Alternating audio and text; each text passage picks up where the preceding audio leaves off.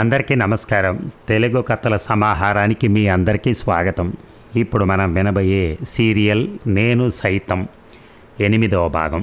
రచన సింహప్రసాద్ గారు. మరి సీరియల్లోకి వెళ్దామా? పెళ్లి పనులు మొదలయ్యాయి. కట్నం ఎక్కువైంది, పెళ్లి ఖర్చు తగ్గించాలి, ప్రతిదీ జాగ్రత్తగా అవసరమైనంతే చెయ్యాలి అంటున్నాడు సుబ్బారావు. ఇది చేయకపోతే బాగోదు, అలా పెట్టకపోతే బాగోదు, ఇంట్లో మొదటి పెళ్ళాయే, అందరినీ పిలవకపోతే ఎలా అంటోంది సుబ్బలక్ష్మి. ఇన్ని చేయటం నా తరం కాదు అన్నాడు. అందుకనే ఇల్లు కట్టి చూడు, పెళ్లి చేసి చూడు అన్నారు పెద్దలు. మాటకు మాట అనుకుంటున్నారు, దెప్పుకుంటున్నారు, పోట్లాడుకుంటున్నారు, రాజీ పడుతున్నారు. మొత్తానికి అనిత పెళ్ళి చక్కగా చేశారు. బంధుమిత్రులు వచ్చారు. సుబ్బలక్ష్మి అన్న, వదిన, అక్క, బావ అంతా వచ్చారు. సీత ముగ్ధని వదలలేదు, తనతోనే ఉంచుకుంది. ముగ్ధ తమ్ముడి చేయి వదలలేదు. తల్లిలో వచ్చిన స్పష్టమైన మార్పు చూసి పొంగిపోవటమే కాక, మందులు బాగా పనిచేశాయి మమ్మీ, అవే మందులు వాడు, ఏడాది తిరిగేసరికల్లా ఇదివరకటి మమ్మీ అయిపోతావు అంది ఆరిందాలాగా. మురిసిపోయింది ఆ మాటలకు సీత. అంతా వెళ్ళాక లెక్కలు చూసుకున్న సుబ్బారావు 10,000 అప్పు అయిందని లబోదిబో అన్నాడు. నెలలోనే పిల్లని కాపురానికి పంపాల్సి వచ్చింది. చీర సారెలతో పాటు మంచం వగైరాలు పెట్టాల్సి వచ్చింది. మరొక 5,000 అప్పు పెరిగింది. తమతో కలిసి పెరిగిన అక్క మరో ఇంటి జ్యోతి కావడానికి వెళ్తూ ఉంటే తమకు దూరం అవుతుందన్న బాధ కొద్దీ వెక్కి వెక్కి ఏడ్చారు సుబ్బలక్ష్మి కూతుళ్ళు ముగ్గురు. అనిత కూడా దుఃఖాన్ని ఆపుకోలేకపోయింది. ఇహ సుబ్బలక్ష్మి సుబ్బారావులు సరే. ఆమె వెళ్ళాక ఒక్కసారిగా బోసిపోయిన ఇంట్లో దిగాలుగా కూర్చుండిపోయారు అంతా. ఇక హరిత, ముగ్ధ ఇద్దరూ ఎస్ఎస్సి పాస్ అయ్యారు. ముగ్ధ జిల్లా ఫస్ట్ వచ్చింది. స్కూల్లో వారు మున్సిపల్ చైర్మన్ అభినందించారు. స్థానిక పత్రికలు ముగ్ధ ఫోటో ప్రచురించాయి. ఇద్దరూ ఇంటర్లో చేరతామని కూర్చున్నారు. నా వల్ల కాదు, నా రెక్కల్లో అంత శక్తి లేదని చేతులు ఎత్తేశాడు సుబ్బారావు. అలా అంటే ఎలాగా? సరితను డిగ్రీ చదివిస్తూ వీళ్ళని ఇంటర్ కూడా చేయనివ్వనంటే ఎలాగా? నలుగురు నవ్వరో చేతులు తిప్పింది సుబ్బలక్ష్మి. నవ్వినా సరే నేనేం చేయలేను. వీళ్ళ ఫీజులకు రూపాయలు పోస్తూ కూర్చుంటే అవతల వడ్డీలు ఎవడగడతాడు నా బాబు? కొంచెం ఇబ్బంది పడదాం, కొంచెం ఎక్కువ శ్రమ పడదాం. పిల్లల చదువు ఆపద్దండి, వాళ్ళకు మనం ఆస్తులు ఎలాగ ఇవ్వలేము. మంచి చదువులైనా చెప్పించలేకపోతే ఎలా చెప్పండి? నచ్చ చెప్పడానికి ప్రయత్నిస్తూ అంది సుబ్బలక్ష్మి. వీళ్ళు మగపిల్లలై ఉంటే తల తాకట్టు పెట్టైనా చదివించేవాడిని. ఇద్దరు ఆడపిల్లలైనా ఎంత చదివించినా రేపు కట్నాలు గుమ్మరించి మరీ పెళ్లి చేయాల్సిందే. ఎప్పుడో ఎందుకో ఇంకో 2 ఏళ్లలో సరిత పెళ్లి చేయాలిగా. నేనేమి కట్నం తీసుకునేవాడిని పెళ్లి చేసుకోను అంది. కట్నం తీసుకోక ఎదురు నీకు కన్యాశుల్కం ఇస్తారులే. దాని చదువుకు తగ్గ ఉద్యోగం వస్తే ఎదురిస్తారేమో, ఎవరు చూడొచ్చారు? సుబ్బలక్ష్మి అంది. పగటి కలలు కనుకో, ఆ రోజు ఎప్పటికీ రాదు. పెళ్లి సంగతి పక్కన పెట్టి చదువు సంగతి తేల్చండి ముందు. ఇంకా తేల్చేదేముంది, నేను నిండా మునిగిపోతేను. హరిత ప్రైవేట్గా చదువుతుందిలే, ముగ్ధన కాలేజీలో చేర్చు నాన్న, తను చాలా తెలివైంది అర్థింపుగా అంది సరిత. అదేమీ ఇంటర్తో ఆగదమ్మా, ఐఏఎస్ చేస్తుందట. రామబ్రహ్మ మాస్టర్ మొన్న బజార్లో కనిపించి చెప్పారు మీ అమ్మాయి కలెక్టర్ అవుతుందటో అని. ఎంత వ్యంగ్యంగా ఎకసెక్కమాడుతూ చెప్పారని. ఉట్టికి ఎగరలేనమ్మట, స్వర్గానికి ఎగురుతానంటాం అంటే ఇదే అని గట్టిగా అంటుంటే చుట్టుప్రక్కల వాళ్ళంతా నవ్వారు. నాకు తల కొట్టేసినట్టు అయిందనుకో. ఇది కలెక్టర్ అవుతానంటే ఆయనకంత ఉడుకుమొత్తనం ఎందుకు? వాదనకు దిగింది సుబ్బలక్ష్మి. ఆయన ఒక శాడిస్ట్ నాన్న, ఆయన మాటలు పట్టించుకోకు సరిత అంది. మనమేమిటో మన తాహతేమిటో తెలుసుకోకుండా ఎగిరెగిరి పడితే ముందు పళ్ళు ఉడతాయి. ఆకాశం వంక చూస్తూ నడిస్తే బొక్క బోర్ల బట్టం ఖాయం. నేల చూపులు చూడమని నీ కూతురికి చెప్పు. తండ్రి వాడి మాటలకు దెబ్బ తగిలిన పక్షి పిల్లలా విలవిల్లాడింది ముగ్ధ. దుఃఖం పొంగిరాగా ఏడుస్తూ లోపలికి వెళ్ళిపోయింది. నోటికి ఎంత మాట వస్తే అంత మాట అనేసేయటమే. పిల్ల ఎంత బాధపడుతుందో చూడండి నిష్ఠూరమాడింది సుబ్బలక్ష్మి. వాస్తవం ఏమిటో కలలేమిటో రెంటికి తేడా ఏమిటో తెలియకపోతే ముందు చాలా ఇబ్బంది పడాల్సి వస్తుంది పిచ్చిదానా. ఇంతవరకు దానికోసం చేసిన ఖర్చే పెద్ద దండగా, ఇంకా ఎంత చేయను? అసలే దండగ మారి సంతానం. తోక తొక్కిన త్రాచులాగా సర్రమని లేచింది సుబ్బలక్ష్మి. ఇంకోసారి ఆ మాట అంటే ఊరుకోను. అది నా బిడ్డండి. నవమాసాలు మూసి కన్నాను.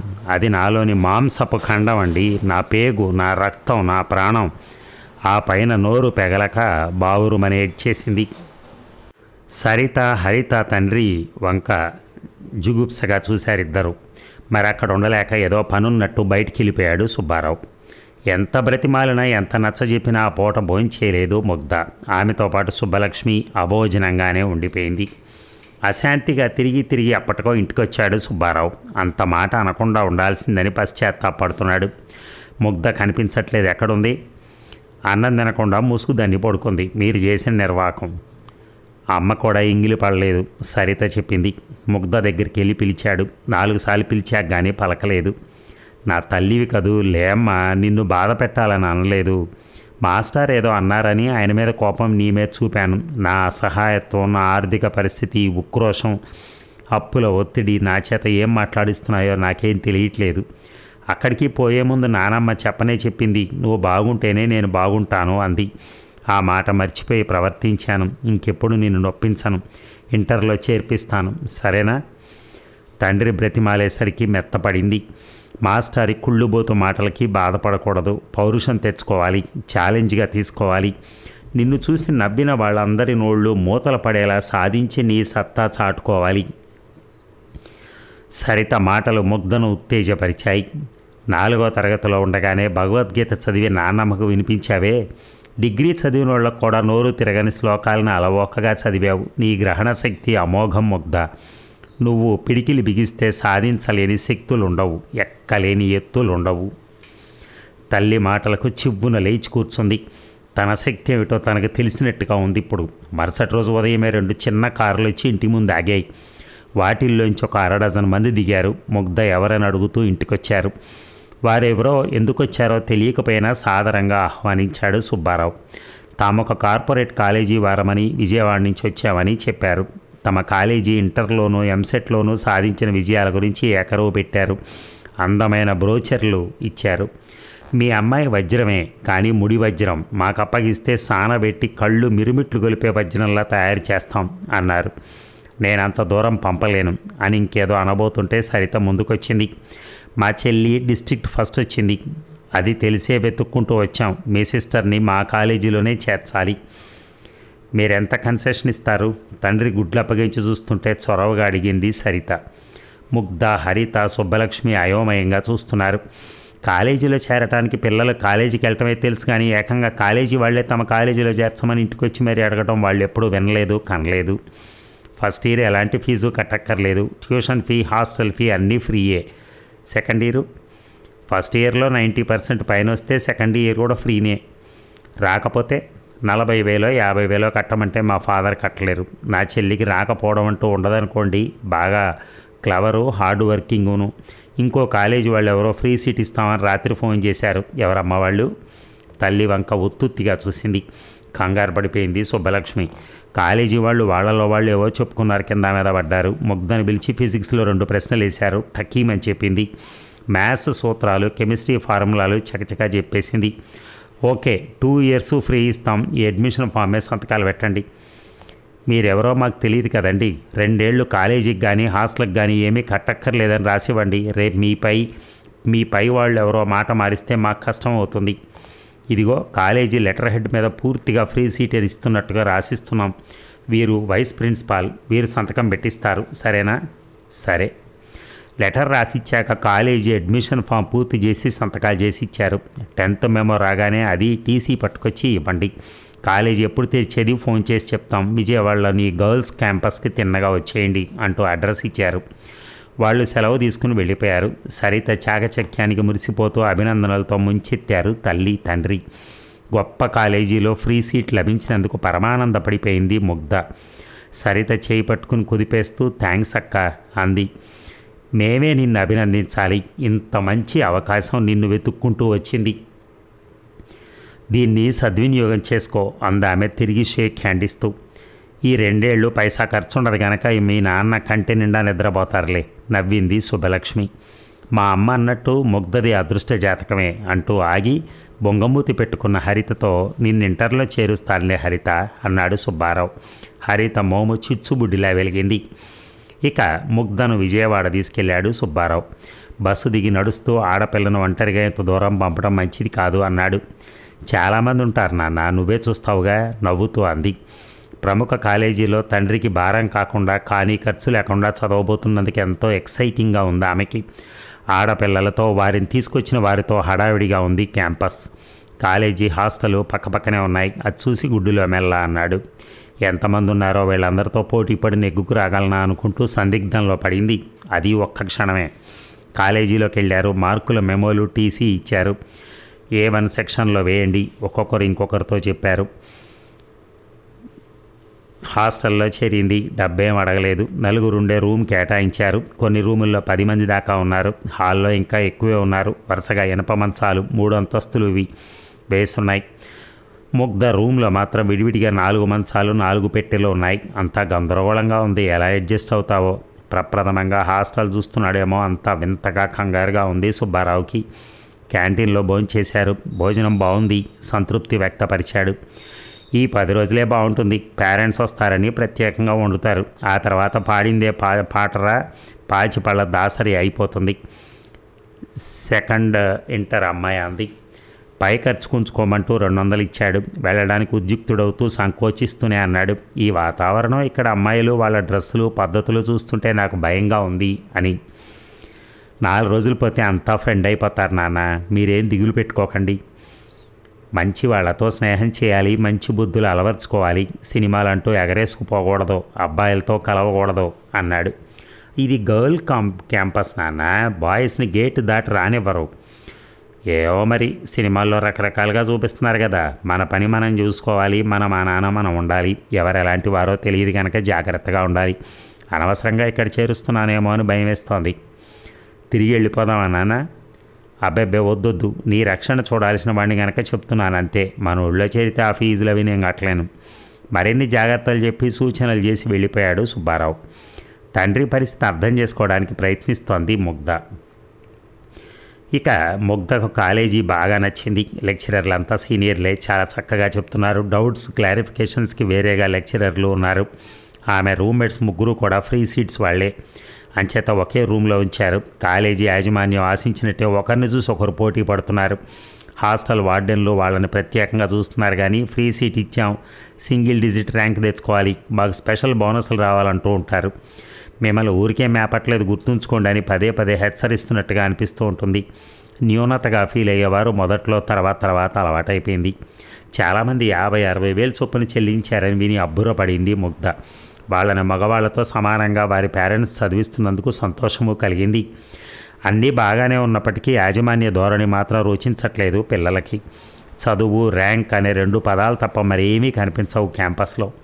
చెప్పిన టైంకి రావాలి, చెప్పిన టైంకి చదువుకోవాలి, చెప్పిన టైంలో టిఫిన్లు భోజనాలు చేయాలి, చెప్పిన టైంకి పగల కూడా నిద్రపోవాలి, చెప్పిన టైం కూడా రాత్రుళ్ళు చదవాలి, మళ్ళీ చెప్పిన టైంకే నిద్రపోవాలి.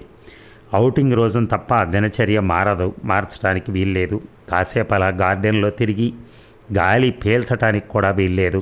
ఏమాత్రం అతిక్రమించినా తిట్లు, కర్ర జళిపింపులు. స్వేచ్ఛ అనే పదార్థం ఆ పరిసరాల్లోనే ఉండదు. మన పని ఖైదీల కన్నా దారుణంగా ఉంది. వాళ్ళకు కూడా ఇంత కఠిన నియమావళి ఉండదు కాక ఉండదు అంటూ ఉంటుంది యమున. ప్రతిదానికి వ్యాఖ్యానించడమే కాదు, ఒక్కొక్కసారి సహించలేక ఎదురు తిరుగుతూ ఉంటుంది. ఆమెకు హాస్టల్లో బందీగా ఉండి చదవటం బొత్తిగా ఇష్టం లేదు. అది విని మీ ఊళ్ళోనే చదువుకోలేకపోయావా అంది ముగ్ధ. అక్కడుంటే ఆటలు పాటలు టీవీ అంటూ టైం వేస్ట్ చేస్తానట. ఇక్కడుంటే 24 hours చదువుతానట. గొప్ప ర్యాంక్ వస్తుందట. పేరున్న ఇంజనీరింగ్ కాలేజీలో సీట్ వస్తుందట. ఇంజనీరింగ్ లక్షలు సంపాదిస్తానట. ఇది మా పేరెంట్స్ జంటగా వల్లించే దండకం అని చెప్పి నవ్వింది. ఎందుకలా అమాయకంగా అడిగింది. ఇవాళ రేపు కంప్యూటర్ ఇంజనీర్లకి గిరాకీ ఎక్కువగా ఉంది, ఎక్కువ సంపాదిస్తున్నారు, అంటే ఎక్కువ లాభం వస్తుందన్నమాట. అందుకే అది చదవమంటున్నారు. రేపు ఇంకేదో దానికి ఎక్కువ డిమాండ్ ఉంది, ఎక్కువ లాభం వస్తుందని తెలిస్తే ఇక అది చదవమంటారేమో. ఫక్తు వ్యాపార సంస్కృతి. యమున మాటలతో ఏకీభవిస్తూ అంది నందిని. మన ఇష్టాయిష్టాలతో సంబంధం లేదు. పేరెంట్స్ చెప్పిందే చదవాలి. వాళ్ళ తీరని కలల్ని మన ద్వారా తీర్చుకోవాలని చూస్తారు. తప్పదు. వాళ్ళ కలల్ని మనం నిజం చేయాలి. నీకు ఎంబీబీఎస్ ఇష్టం లేదా? సంగీతం ఇష్టం. శాస్త్రీయ సంగీతం నేర్చుకోవాలనుంది. హాయిగా గొంతెత్తి కమ్మగా పాడాలని, గానామృతాన్ని దోసిళ్ల కొద్దీ తాగుతూ పరవశించిపోవాలని ఉంది. ఇంట్లో ఒప్పుకోలేదు. సంగీతం కూడుకి గుడ్డకి రాదట. డాక్టర్నైతే బోల్డ్ సంపాదించచ్చట. ఎంసెట్లో ర్యాంక్ రాకపోయినా 10-15 లక్షలు డొనేషన్ గట్టైనా ఏదో మెడికల్ కాలేజీలో చేరుస్తామంటున్నారు దిగులుగా చెప్పింది. సానుభూతిగా చూస్తూ, నేను మాత్రం నాకు ఇష్టమయ్యే ఎంపీసీ తీసుకున్నాను. మా అమ్మ నాన్న అడ్డు చెప్పలేదు అంది ముగ్ధ. అంటే వాళ్ళకి లోకజ్ఞానం పూజ్యం అన్నమాట. నవ్వింది యమున. అభ్యుదయవాదులేమో నందిని అంది. నేను నమ్మను. ఏ ఇంటి చరిత్ర చూసినా ఏమున్నది గర్వకారణం. యమున వంక విస్తుపోయి చూసింది ముగ్ధ. ఇక బీఎస్సీ చదువుతున్న సరిత కాలేజీ కల్చరల్ సెక్రటరీగా ఎన్నికైంది. చక్కగా ఉపన్యసించడం, విశ్లేషణాత్మకంగా ఆలోచించడం, ఎలాంటి వారినైనా కన్విన్స్ చేసేటట్టు వాదించడం ఆమె ప్రత్యేకతలు. విద్యార్థులను వెంటేసుకు తిరగటం, సమస్యల మీద ఆందోళన చేయటం, ఎన్నికలంటూ ఊరేగటం ఆమె తండ్రికి మింగుడు పడటం లేదు. ఆ రాజకీయాలన్నీ మనకెందుకు చెప్పు, మన చదివేదో మనం చూసుకోవాలి కానీ తగుదునమ్మా అని అన్నిట్లో వేలు పెట్టడం ఎందుకు అన్నాడు సుబ్బారావు. పలానా వార అమ్మాయి బుద్ధిమంతురాలు అనిపించుకుంటే మంచిది కానీ ఈ రాజకార్యాలు ఎందుకు సరిత మందలింపుగా అంది తల్లి. ఇవన్నీ చదువులో భాగమే. లీడర్షిప్ లక్షణాలు పెరగడానికి ఎంతో తోడ్పడతాయి. అవన్నీ మిగతా వాళ్ళు చూసుకుంటారులే. పెళ్ళై అత్తారింటికి వెళ్ళాల్సిందని నీకెందుకు చెప్పు.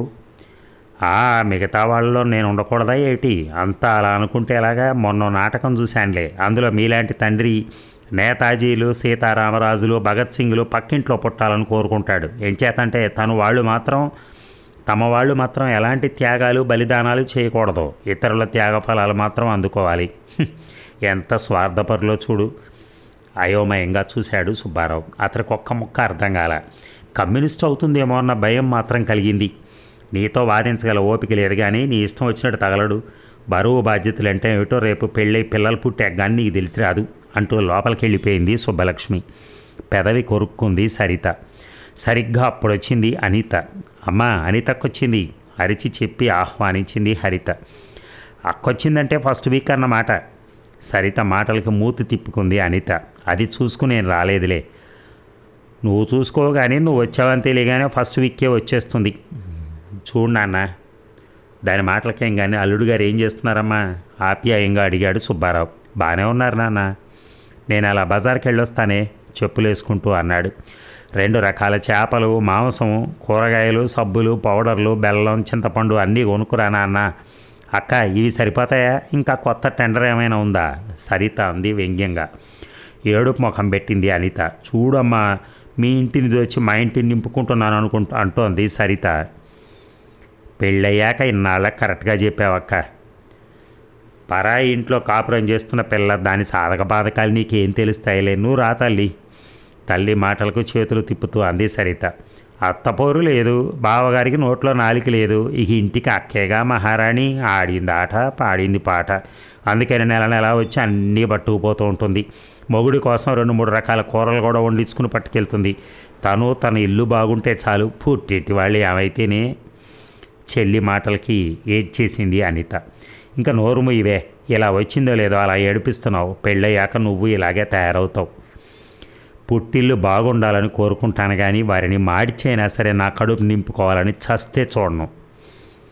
సరితక్క చెప్పింది పాయింటేనమ్మా. అనితక్క నెల వచ్చి ఇన్నేసి పట్టుకుపోతుంటే నాన్న మాత్రం ఎక్కడి నుంచి తేగలరో? అభిమానానికి హద్దుంటుంది కదా. హరిత అందుకుంది. ఇవాళ మీకేమైందే దాని మీద పడి కరుస్తున్నారు? బొగ్గలు నొక్కుకుంది సుబ్బలక్ష్మి. ఇంకా మీ ఇంటికి రానమ్మా ముక్కు చీదింది అనిత. రావద్దంటలేదక్క. అభిమానంతో రా. ఒట్టి చేతులతో పంపలేక ఉన్నంతలో ఏదో పెడతారు. సంతోషంగా తీసుకెళ్ళు. అంతే తప్ప నీ ఇంటి ఖర్చు ఈ ఇంటి మీద వేయాలని మాత్రం చూడకు. మనం ఆడపిల్లలం. ఆత్మీయతల్ని పంచాల్సిన వాళ్ళం. మగపిల్లల ఆస్తుల కోసం, వాటాల కోసం ఎగబడకూడదు. ఎంత ఎదిగిపోయింది అబ్బురంగా సరితం చూస్తూ అనుకుంది సుబ్బలక్ష్మి. అనిత కిక్కురుమనలేదు.